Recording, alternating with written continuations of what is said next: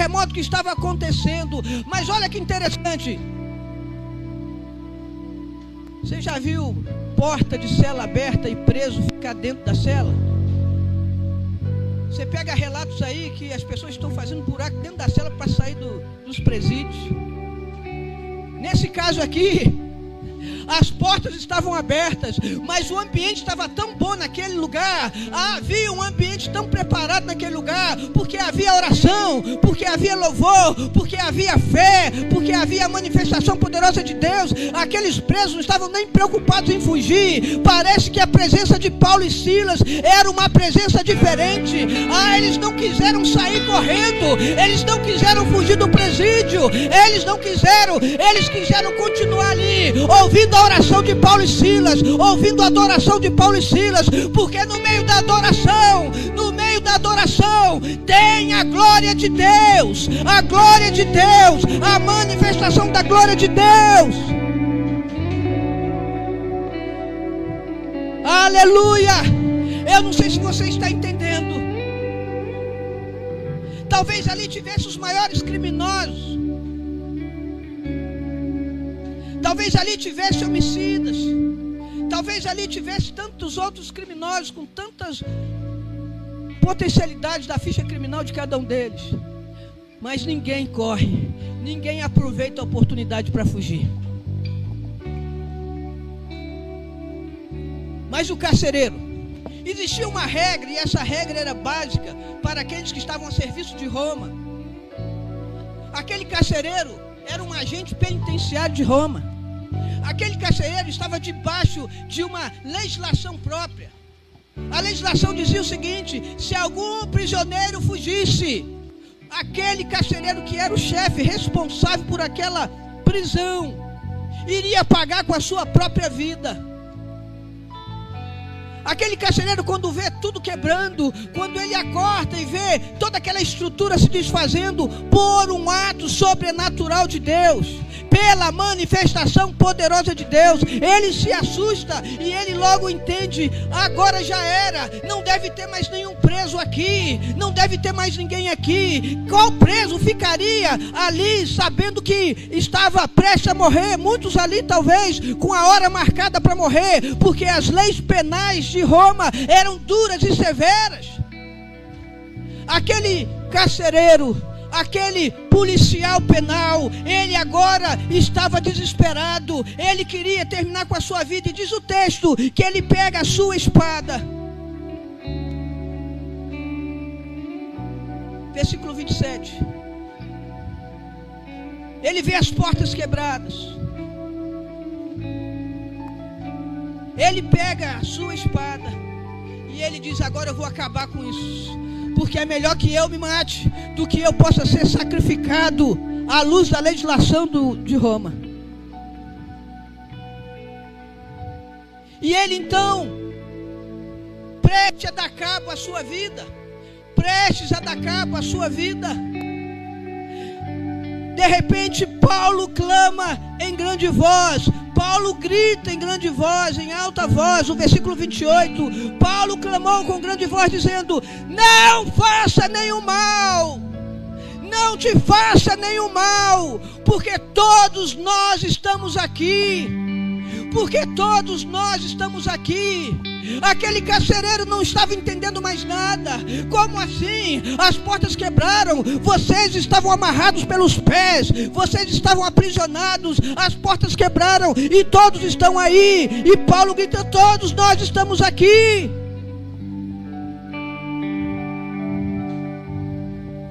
Muitas coisas aconteceram em um breve período de tempo, levando Paulo e Silas àquele sistema prisional, aquela unidade prisional. Mas o propósito de Deus não era que houvesse morte, mas o propósito de Deus não era que houvesse alguma situação desagradável, inclusive para as autoridades locais. Céus e terra se moveram, o sobrenatural de Deus aconteceu. Mas por que aconteceu? Porque naquela noite era noite de propósito, Porque naquela noite, Jesus estava por entrar na casa daquele carcereiro e salvar a sua vida e toda a sua família. Veja o que diz o versículo 30. E tirando-os para fora, disse o carcereiro: Senhores, o que é necessário que eu faça para me salvar?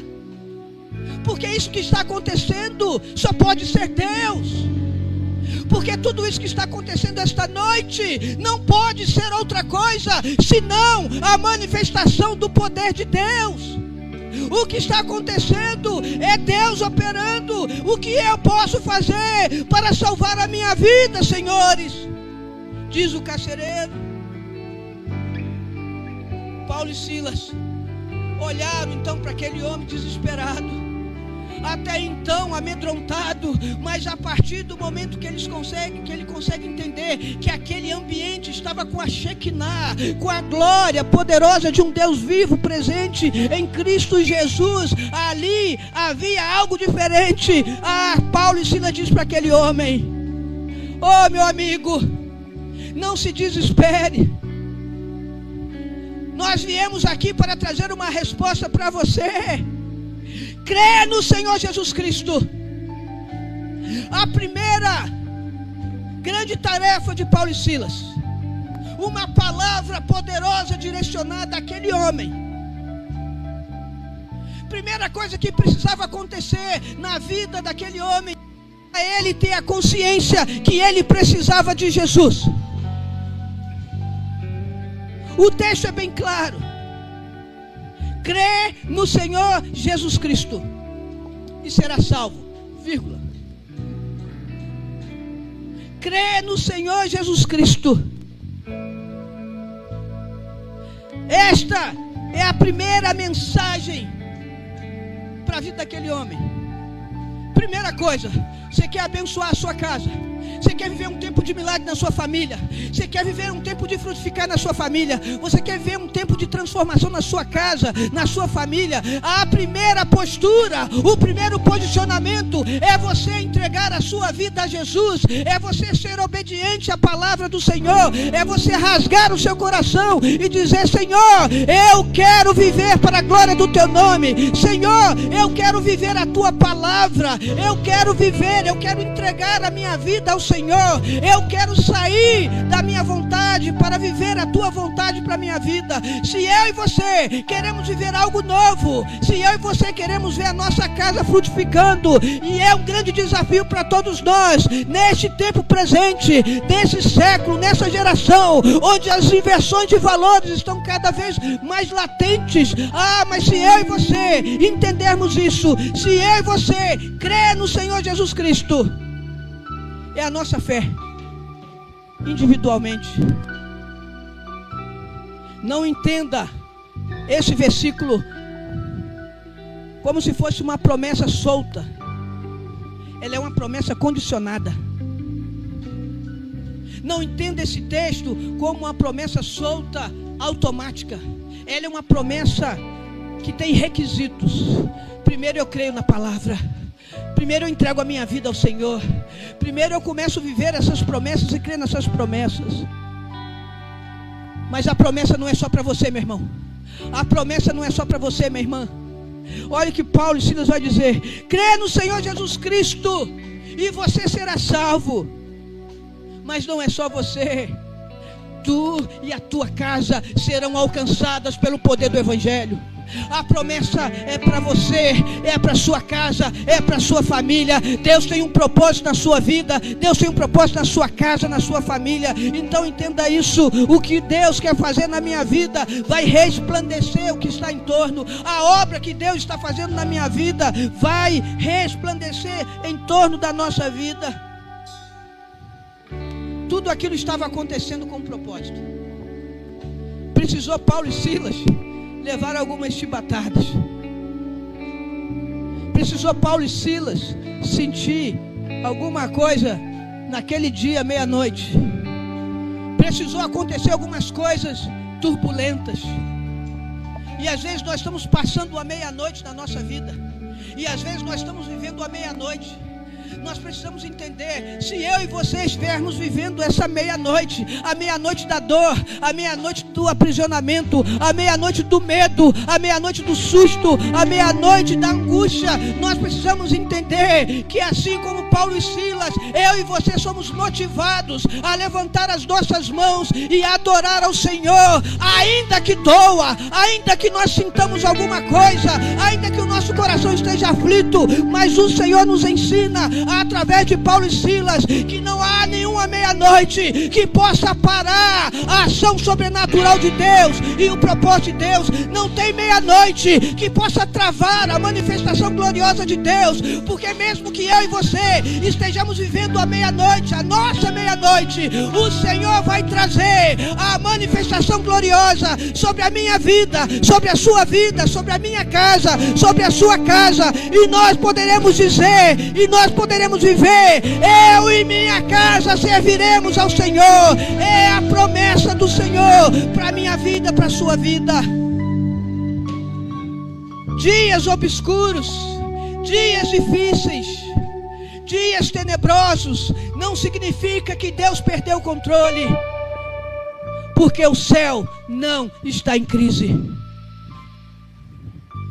A sociedade está em crise, as autoridades estão em crise, o sistema está colapsando na sua crise, mas o céu continua sendo o céu do sobrenatural de Deus. Há um Deus poderoso, há um Deus vivo, há um Deus que conhece a minha e a sua meia-noite. Mas veja que o Senhor diz para nós: vamos adorar ao Senhor, vamos crer, vamos viver de forma profética a manifestação gloriosa do Senhor. A salvação transforma a atmosfera da nossa casa. A salvação, veja o que diz o versículo 32 e 33: e lhe pregaram a palavra do Senhor, e todos que estavam em sua casa, e naquela hora da noite lavou-lhe as feridas, e o mesmo homem que prendia agora servia, o mesmo homem que era autoridade agora estava se colocando como servo. Aquele que guardava a cela agora abriu a porta da sua casa para receber a palavra de Deus. Quando Jesus entra, a cadeia vira igreja e o carcereiro vira pastor, pastor da sua casa. Não tem como eu não lembrar a pastora Georgina, uma senhora de 80 anos, que há mais de quase 50 anos, todas as semanas, realiza cultos dentro dos presídios. Alguns presídios no estado do Rio de Janeiro têm a igreja do Nazareno, batizam pessoas que estão aprisionadas fisicamente, mas hoje estão libertas pelo poder do Evangelho, da palavra de Deus, porque o Evangelho liberta, porque a palavra de Deus traz cura.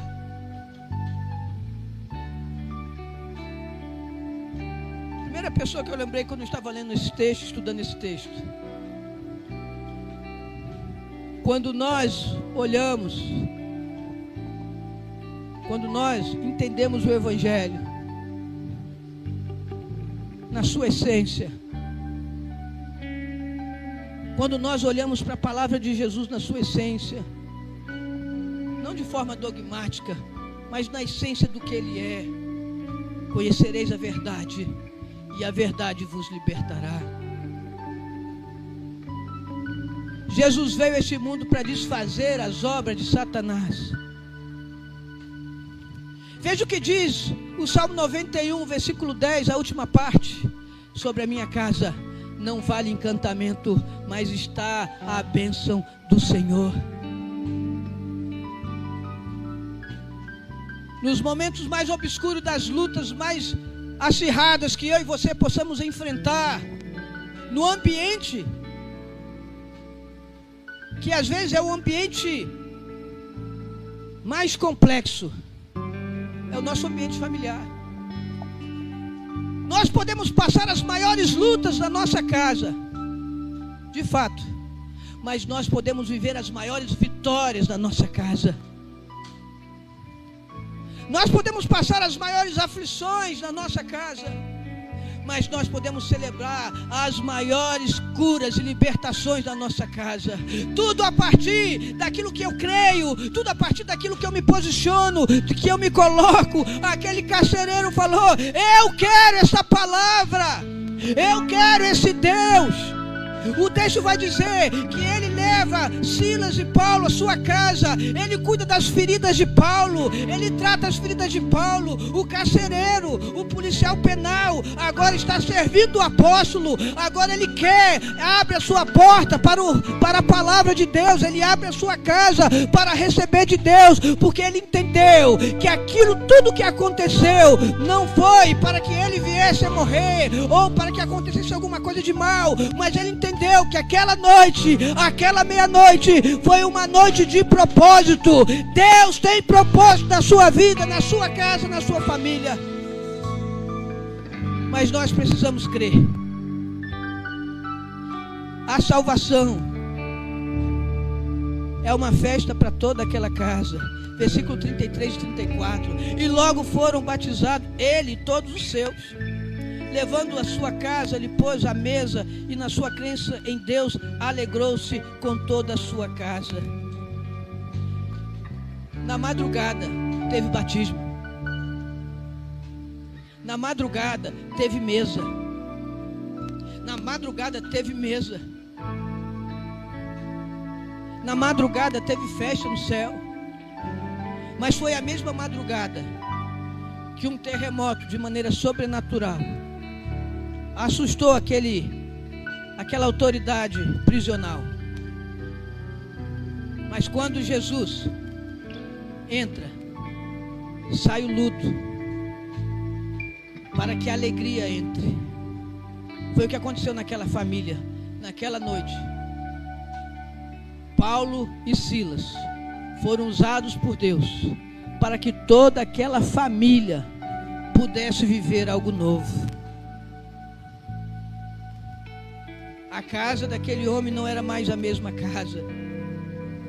A casa daquele carcereiro não era mais a mesma casa. Eu fico imaginando aquele carcereiro voltando para os seus afazeres, para o seu ofício. Agora não precisava mais de Paulo e Silas. Quem ia louvar era o carcereiro. Quem ia falar do amor de Deus era o carcereiro. Quem ia pregar era o carcereiro. Porque a sua casa, a sua vida estava cheia da glória de Deus.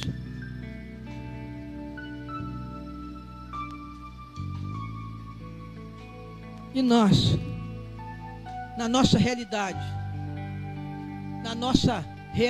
hoje, eu e você temos a nossa realidade.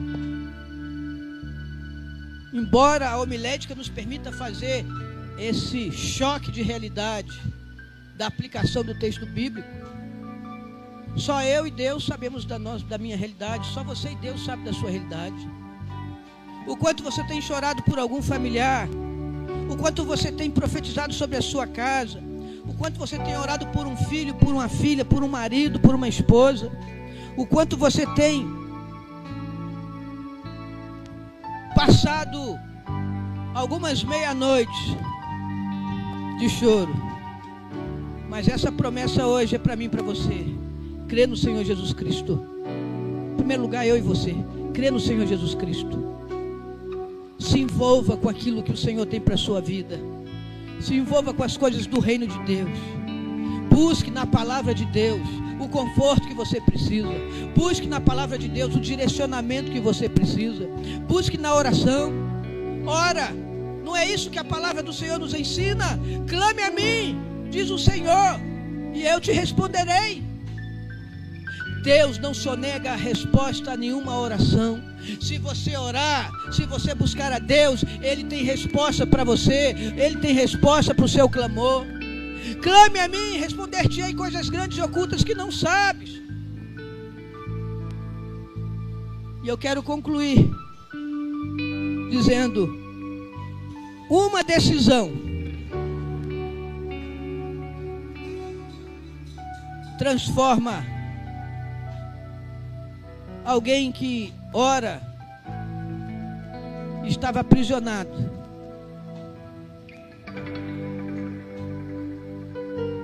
e abre a porta da salvação para uma casa inteira. Aquilo que você viver vai transbordar em torno das pessoas que estão à sua volta. Você crê nisso? A minha família e a sua família tem um chamado para frutificar. E dentro da nossa realidade, nós queremos profetizar esta noite sobre a minha vida, sobre a sua vida, um tempo de frutificar na direção do Espírito Santo de Deus. A primeira frutificação é quando eu creio e entrego a minha vida ao Senhor. Eu creio, entrego a minha vida a Jesus e coloco a minha vida à disposição do reino de Deus. Esse é o primeiro passo. E eu quero convidar a igreja que se coloque de pé nesse momento.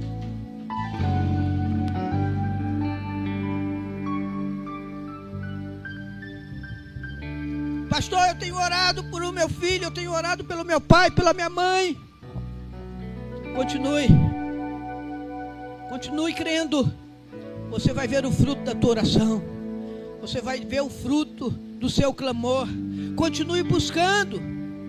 Continue se derramando. Mas entenda uma coisa: nada acontece por acaso. Deus é um Deus de propósito. A primeira entrega foi do carcereiro. Primeiro ele reconheceu que precisava daquela palavra. Senhores, o que eu posso fazer para me salvar?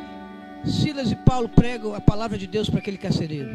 Ele recebe aquela palavra e aquela palavra transborda para a sua casa. Então o primeiro convite que eu quero fazer nesta noite não é para a sua família, é para você, para que você possa viver de forma a transbordar aquilo que Deus tem por fazer na sua vida. Aquilo que Deus quer fazer na sua vida será transbordante.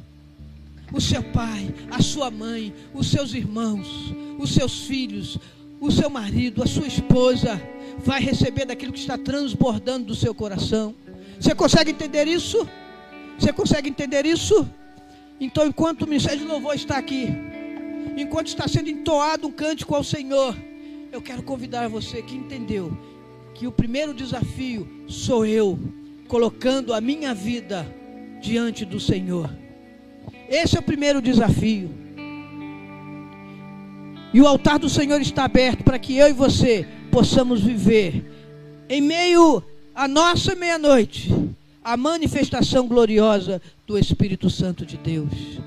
E eu quero te convidar, vamos orar nesse momento, feche teus olhos. E eu quero convidar você nesta hora a que você possa sair do seu lugar e colocar a sua vida e dizer: Senhor, transborda na minha vida, porque eu creio que através da obra que o Senhor tem por fazer na minha vida, a minha casa será alcançada para a tua glória. O segundo convite é: nós estamos orando por famílias, e não tem nenhuma família que não seja alvo da promessa de Deus esta noite. A tua família é alvo da promessa de Deus. A sua família é alvo do derramado do Espírito Santo de Deus.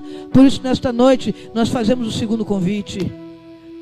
O Senhor quer derramar sobre a sua casa. O Senhor quer derramar sobre a sua família. Eu quero te convidar também, que você possa sair do seu lugar, a apresentar a sua família diante do Senhor. E aquilo que muitas vezes nós ouvimos: é difícil. Nós ouviremos do Senhor: em Cristo tem solução para a minha casa e para a sua casa, em nome de Jesus. Enquanto nós estamos orando, enquanto o ministério de louvor está entoando, eu quero te convidar. Esse é o segundo desafio. Represente a sua família no altar. Talvez alguma perturbação, talvez alguma aflição, talvez alguma coisa que tenha tirado o teu sono. Vamos apresentar diante do Senhor as nossas petições, o nosso clamor, em nome de Jesus. Em nome de Jesus. Tem família aí para ser abençoada? Tem família que deseja viver o renovo do Espírito Santo? Eu quero te convidar, sai do seu lugar, coloque no altar do Senhor a sua casa e a sua família. Cada família alvo do Senhor. Cada família um lugar onde será quebrado prisões, palavras de maldição, palavras contrárias. cada família, profetizando que essa será uma semana de salvação, uma semana de alegria. Ao chegar no altar, comece a clamar ao Senhor.